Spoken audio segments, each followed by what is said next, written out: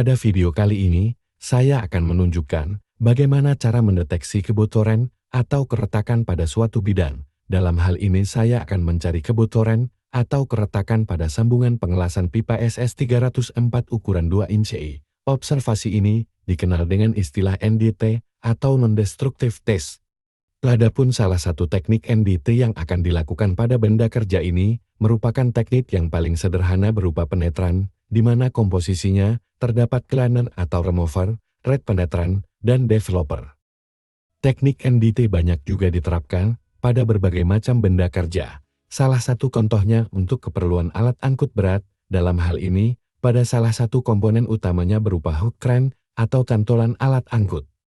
Di mana ini perlu dilakukan untuk mengantisipasi keretakan pada hook crane yang bisa menyebabkan kecelakaan kerja yang sangat fatal, seperti yang ditayangkan pada video ini.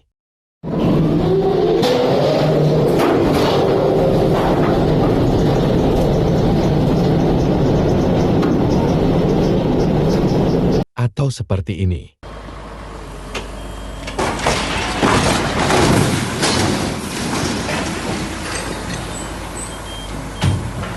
Sungguh menyeramkan, bukan? Kembali ke pembahasan utama. Untuk ini kita menyiapkan benda kerjanya yang sudah dilakukan pengelasan, di mana titik sambungan terdapat di sisi bawah dan sisi atas, seperti yang terlihat pada video. Ini adalah cleaner atau remover yang berfungsi untuk membersihkan kotoran ataupun minyak yang terdapat pada benda kerja. Selanjutnya red penetran yang berfungsi sebagai cairan detektor yang akan masuk ke celah-celah terkecil pada benda kerja. Jika terdapat keretakan atau kebocoran, maka cairan ini akan masuk ke dalamnya. Terakhir adalah developer yang berfungsi sebagai pengembang yang akan menarik keluar cairan penetran jika ada yang masuk ke dalam keretakan kecil. Karena inilah sebabnya kita bisa mengetahui keretakan atau kebocoran kecil yang tak kasat mata pada benda kerja. Yang pertama kita bersihkan benda kerjanya pada titik pengujian keretakan atau kebocoran. Kita bersihkan dari kotoran ataupun minyak dengan menggunakan cleaner atau remover, supaya ketika pengaplikasian red penetran bisa lebih maksimal. Ketika titik pengujian sudah bersih, selanjutnya kita aplikasikan red penetran pada titik pengujian. Lalu kita tunggu sekitar 5-10 menit sampai cairan red penetran bisa masuk maksimal ke dalam pori-pori ataupun celah pada titik sambungan pengelasan.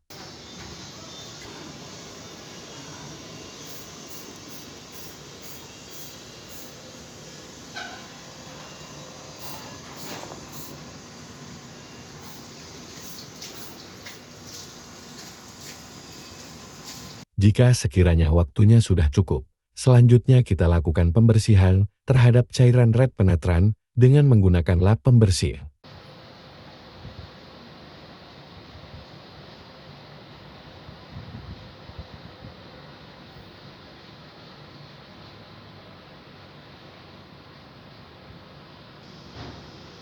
Jika dirasa kurang bersih, bisa menggunakan cleaner atau remover dengan menyemprotkan ke lap pembersih. Bukan langsung disemprotkan ke benda kerja. Setelah itu, selanjutnya lap tersebut digunakan untuk membersihkan benda kerja terhadap cairan red penetran supaya lebih bersih.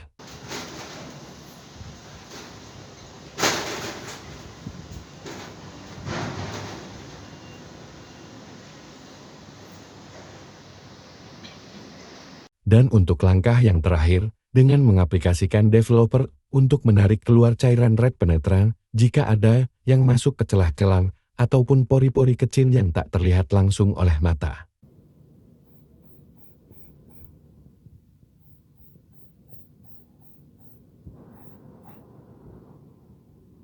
Selanjutnya sekitar 1 menit, kemudian kita lakukan pengecekan. Jika tidak ada warna merah pada benda kerja pada titik pengujian, maka bisa dikatakan tidak adanya keretakan ataupun kebocoran pengelasan. Terlihat sekali di sisi atas sisi pengelasan tidak terlihat bercak merah. Artinya bisa dikatakan sudah aman. Selanjutnya kita cek pada sisi pengelasan sisi bawah benda kerja, apakah aman dari keretakan atau kebocoran.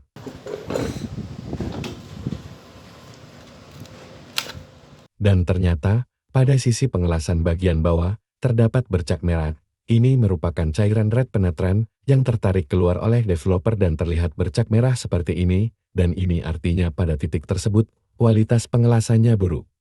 Karena dipastikan di area tersebut adanya keretakan ataupun bocor. Karena adanya keretakan, maka dilakukan perbaikan dengan pembersihan ulang sisi retak dengan menggunakan mesin gerinda.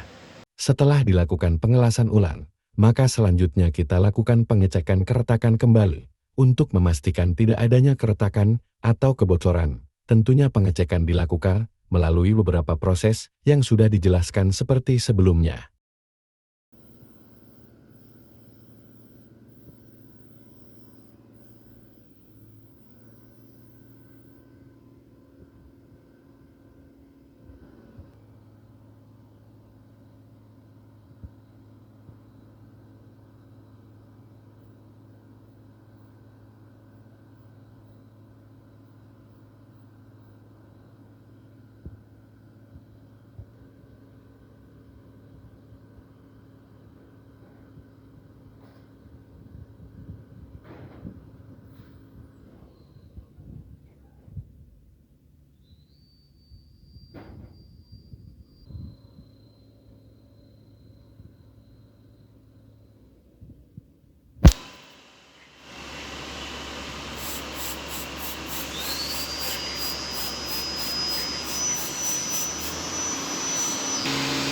Dari sini, sudah bisa kita pastikan bahwa keretakan atau kebocoran yang tadi terlihat sudah tidak ada lagi. Sekarang benda kerja tersebut sudah benar-benar aman dan bisa diaplikasikan berdasarkan kebutuhannya. Terima kasih sudah menonton sampai selesai. Semoga video ini bisa bermanfaat bagi sahabat Ciman semuanya.